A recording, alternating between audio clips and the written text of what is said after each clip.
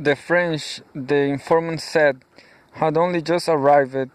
They set up 20 or so small forts between here, the town, and the Marsusha area up in the middle of the mountains, placing them on promontories so they could survey the countryside. But for all this, they couldn't guarantee safety, especially at night. So although the Mesrag trade pact system has supposed to be legally abolished, it in fact continued as before. One night, when Cohen, who speaks fluent Berber, was up there at Marmusha, two other Jews who were traders to a neighboring tribe came by to purchase some goods from him. Some Berbers from yet another neighboring tribe tried to break into Cohen's place, but he fires his rifle in the air. Traditionally, Jews were not allowed to carry weapons, but at this period, things were so unsettled, many did so anyway. This attracted the attention of the French, and the marauders fled. The next night, however, they came back. One of them disguised as a woman who knocked on the door with some sort of a story. Cohen was suspicious and didn't want to let her in, but the other Jew said, "Oh, it's all right, it's only a woman." So they opened the door and the whole lot came pouring in. They killed the two visiting Jews, but Cohen managed to barricade himself in an adjoining room. He heard the robbers planning to burn him alive in the shop after they removed his goods, and so he opened the door and laying about him wildly with a club, managed to escape through a window. He went up to the fort then to have his wound dressed and complained to the local commandant, one Captain Dumari, saying he wanted his REA 4 or 5 times the value of the merchandise stolen from him. The robbers were from a tribe which had not yet submitted to French authority and were in open rebellion against it, and he wanted authorization to go with his Masgrab holders, the Marmusha tribal sheikh, to collect the indemnity that, under traditional rules, he had coming to him. Captain Dumary couldn't officially give him permission to do this because of the French prohibition of the Mesrag relationship, but he gave him verbal authorization, saying, "If you get killed, it is your problem." So the sheikh, the Jew, and a small company of armed Marmushans went off 10 or 15 kilometers up into the rebellious area, where there were, of course, no French, and sneaking up, captured the thief tribes, shepherded and stole its herds. The other tribes soon came riding out on horses after them, armed with rifles and ready to attack.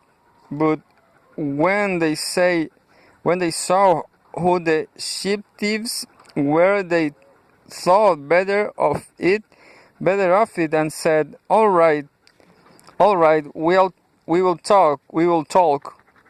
They couldn't really deny that had happened, that some of their men had robbed Cohen and killed the two visitors, and they weren't prepared to start a serious feud with the Marmusha and a scuffle with the invading party would bring on. So the two groups talked and talked and talked there on the plain amid the thousands of ships, and decided finally on 500 ship damages.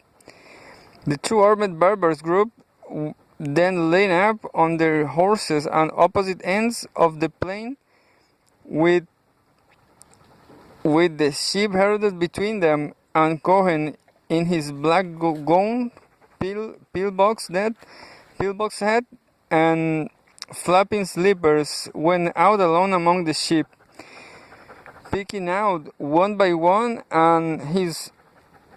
at his own good speed the best ones for his payment. So Cohen got his sheep and drove them back to Marmusha. The French up in their fort heard them coming from some distance. Ba ba ba, said Cohen happily, recalling the image, and said, "What the hell is that?" And Cohen said, "That is my R." The French couldn't believe that he actually done that he said and had done. He said done what he said he had done, and accused him of being a spy for the rebellious Berbers, put him in prison, and took his ship. In the town, his family, not having heard from him in so long a time, thought he was dead, but after a while the French released him, and he came back home, but without his ship. He then went to the colonel in the town, the Frenchman in charge of the whole region, to complain, but the colonel said, "I can't do anything about the matter. It's not my problem." Quoted wrote a note in a bottle. This passage conveys, as any one similarly presented will do, a fair sense of how much goes into ethnographic description of even the most elemental sort.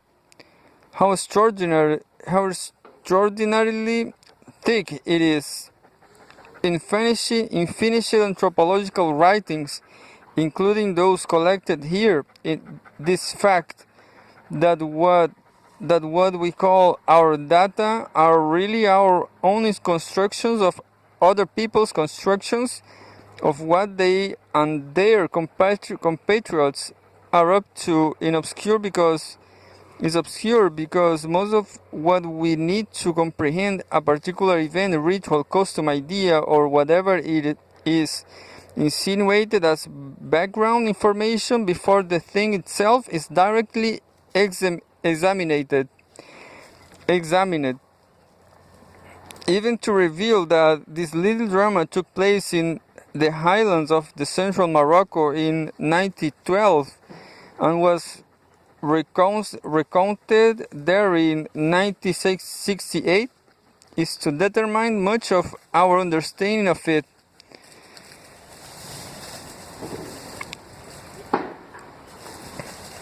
There is nothing particularly wrong with this, and it is in any case inevitable, but it does lead to a view of anthropological research as rather more of observational and rather less of an interpretative activity than it really is. Right down at the factual base, the hard rock, insofar as there is any of the whole enterprise we are already explicating, and words explicating explications,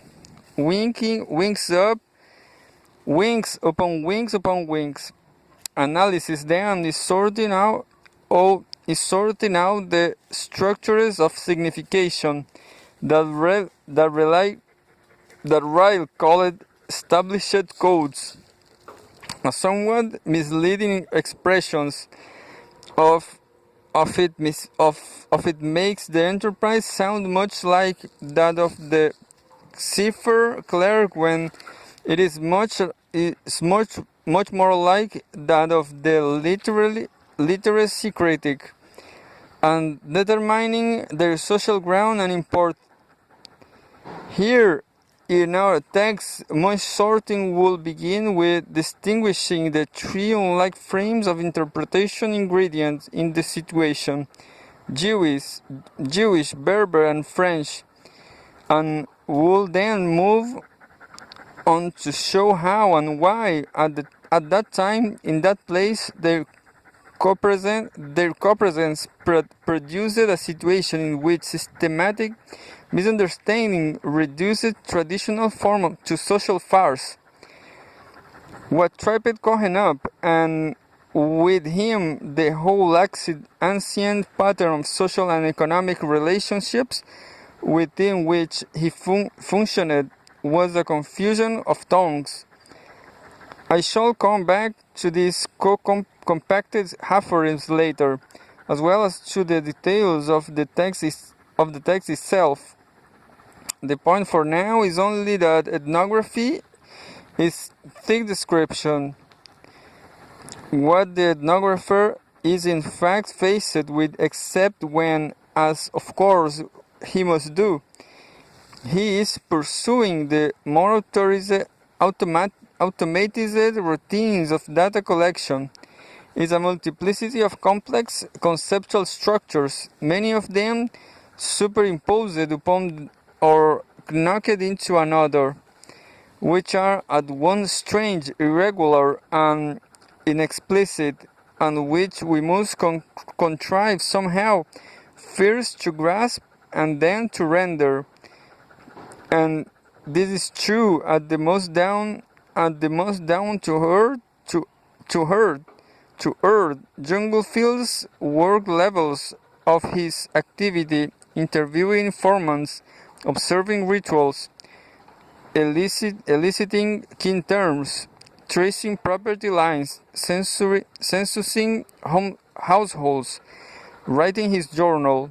Doing ethnography is like trying to read, in the sense of construct a reading of a manuscript, foreign, faded, full of ellipses, incoherencies, suspicious emendations, and tendentious commentaries, but written not in conventionalized graph of sounds, but in transient examples of shaped behavior.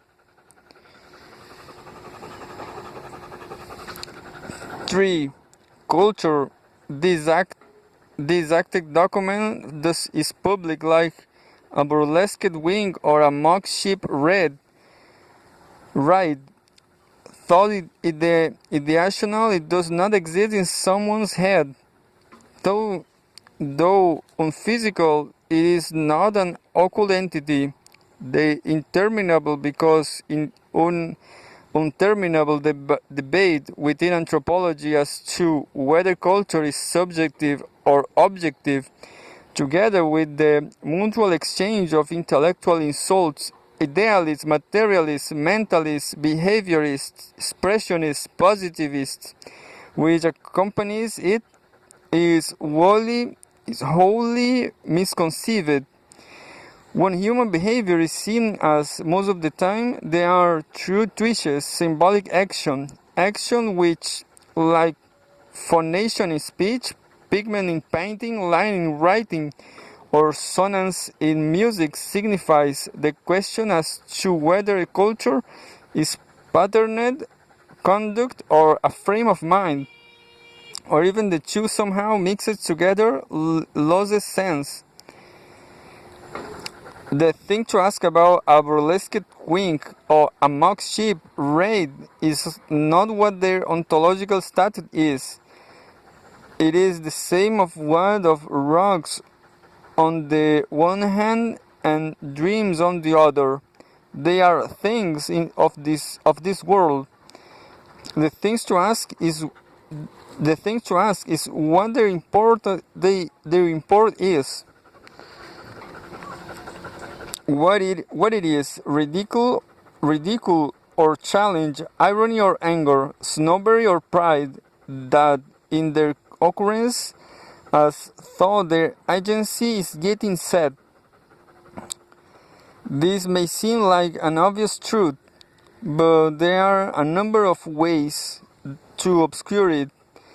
One is to imagine that culture is a self-contained, superorganic reality which forces and purposes of its own. That is to refine it.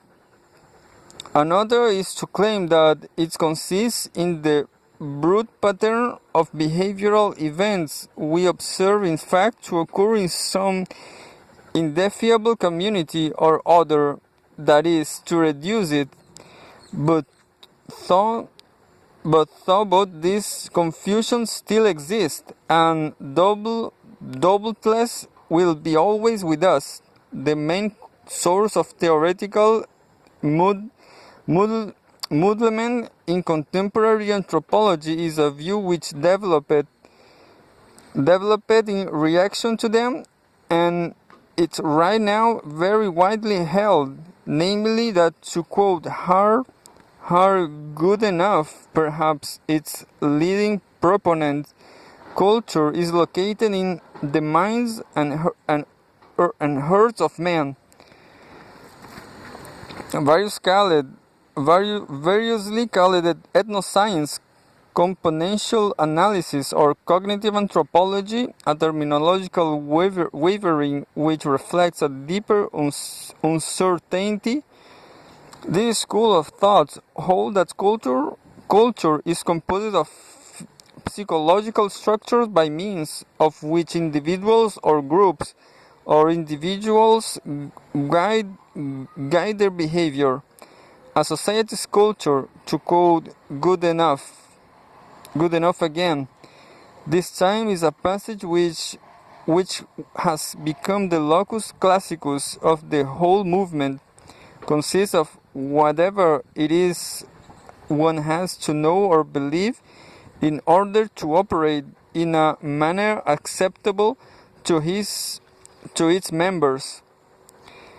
And from this view of what culture is, it follows a view equally as assured or what describing it is, the writing out of systematic rules and ethnographic algorithm which is, if followed, will make it possible so to operate, to pass physical appearance aside for a negative, in such a way extreme subjectivism is married to extreme formalism, with the expected result, an explosion of debate as to whether particular analysis which come in the forms of taxonomies, paradigm,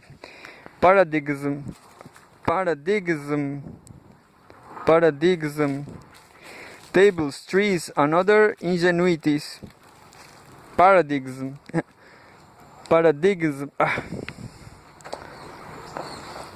which come in the form of taxonomy, paradigm, tables, trees, and other irregular ingenuities, reflect what the natives really thinks, or are merely clever simulations, logically equivalent but substantively different of what they think.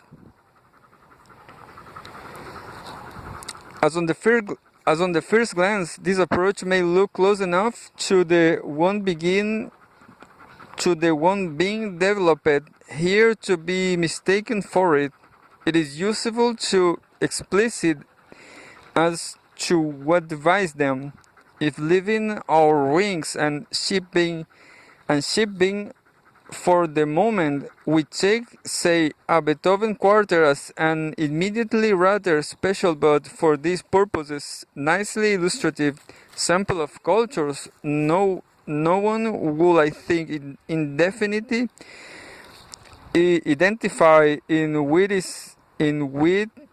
they identified it with its core, with the skills and knowledge needed to play in, with the understanding of it processed by its performers or auditors, nor to take care and pass on of the reductionism and fears with a particular performance of it, or with some mysterious entity transcending material existence.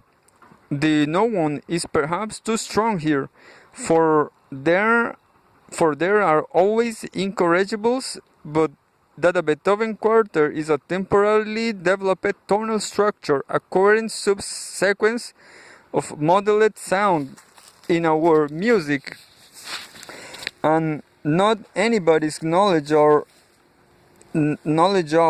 or belief about anything, including how to play it, is a proposition to which most people are, upon reflection, likely to assent.